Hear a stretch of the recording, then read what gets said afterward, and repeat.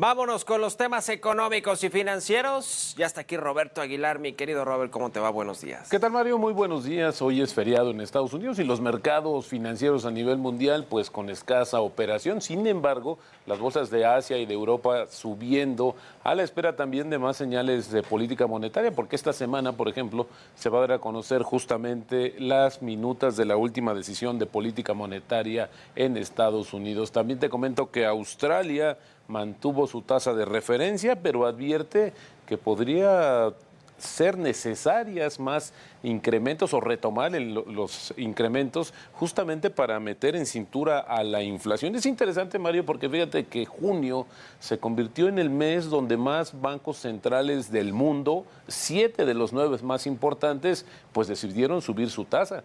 Y esto al final lo que nos deja claro es que la inflación sigue siendo un problema muy importante a nivel mundial y que hay temores de que se pueda mantener o no pueda disminuir a la velocidad que se requiere. Así es que este tema, por ejemplo, en México también hemos visto que las expectativas de que la tasa de inflación se reduzca o cierre el año debajo del 5% se están incrementando, pero bueno, no deja de ser un nivel alto porque el objetivo del Banco Central, del Banco de México, es 3%. También te comento que arrecia justamente la guerra de microchips entre China y Estados Unidos y ahora justamente China va a controlar las exportaciones de algunos de los metales que son básicos para la construcción de los microcomponentes. A nivel local te comento que junio se convirtió en el segundo mejor mes del año en términos de ventas de autos nuevos en México y bueno, pues para el caso de junio supera ya los niveles previos a la pandemia. Este dato de junio significa un 25% de incremento anual y 6.3% mensual.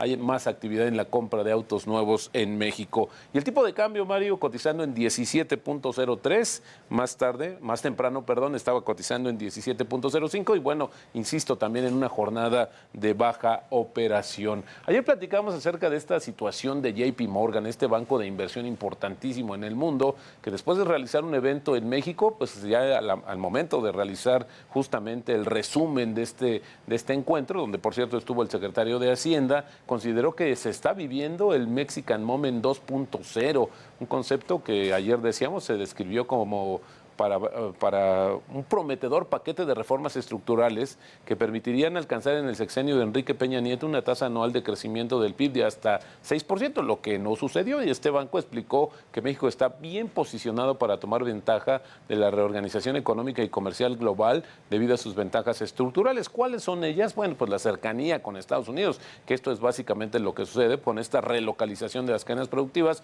y también sus niveles de mano de obra. Sin embargo, también dijo que la cuestión clave sigue siendo si México será capaz de capitalizar plenamente el nearshoring y convertir el crecimiento cíclico de este año en beneficios económicos duraderos. Y citó que algunos de los principales retos para México son el tema energético, las políticas públicas, el Estado de Derecho, seguridad e infraestructura. Temas que, por supuesto, que diferentes actores de la economía mexicana pues han reiterado en varias ocasiones, han comentado que estas son las necesidades o los requisitos básicos para que la economía mexicana pues tenga un crecimiento no solamente más sólido, sino también más sostenido. La mayor actividad de las remesas por el Día de las Madres provocó que en mayo se reportara un récord con 5.693 millones de dólares, un aumento anual de 10.7%, lo que provocó, Mario, que en el acumulado de los últimos 12 meses se alcanzaran 60.804 millones de dólares, también un nivel récord. En contraste, las remesas continuaron siendo afectadas por el alto nivel de inflación y el fortalecimiento del tipo de cambio, el peso fortachón, que provocaron que por séptimo mes consecutivo perdieran poder adquisitivo y en el quinto mes este retroceso, solo en el quinto mes, fue de 7.3%. Así es que la otra cara del peso fortachón, como lo hemos comentado, sí, llegan más remesas a México en dólares, pero al momento de convertirlas en pesos, pues sí hay una disminución importante que afecta no solamente a las familias que reciben estos recursos, lo veíamos también ayer con datos de las exportaciones petroleras que todavía realiza México, pues que al momento de convertirlas en pesos, pues son menos y hay una pérdida, pues yo diría contable en estos registros de las ventas petroleras del país, Mario. Ese es un gran problema para México con el tipo de cambio.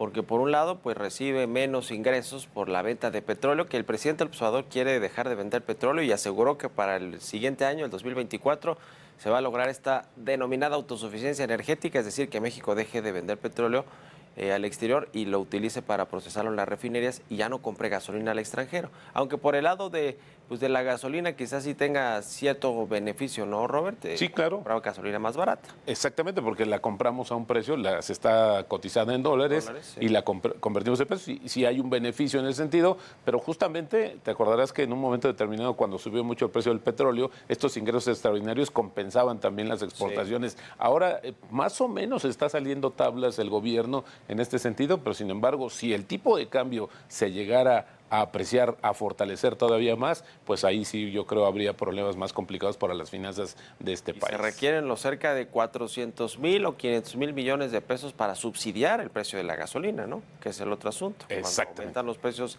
del combustible, el gobierno tiene que entrar con los mecanismos de subsidios para evitar que haya gasolinazos que son impopulares políticamente. Ya vimos lo que pasó en el sexenio pasado, ¿no? Cuando la liberalizaron el precio de la gasolina, Luis Videgaray como secretario de Hacienda, y hubo una auténtica crisis para el gobierno, crisis de popularidad para Enrique Peña Nieto desde ese entonces. Incluso te acordarás de algunos temas de seguridad, ciertas manifestaciones que se fueron incrementando, pero bueno, pues ahora sí nos habían prometido que justamente la gasolina iba a variar el precio cuando estuviera caro el petróleo, pues íbamos a tener que pagarla más cara, pero el beneficio sí iba este beneficio iba a llegar cuando el precio internacional bajara, lo que bueno, pues en este sexenio pues no ha pasado así. Los claroscuros y contrastes de un peso fuerte que ya pues no le beneficia tanto a México. En crisis anteriores, un peso fuerte era señal de fortaleza para la economía y de que a los mexicanos nos iba bien.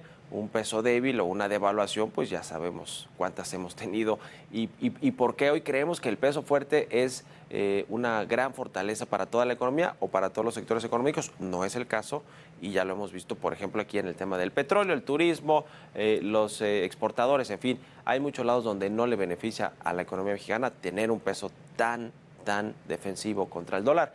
¿Traes algo más, Robert? Rápidamente te comento que hicimos el corte más bien del primer semestre de los mercados financieros.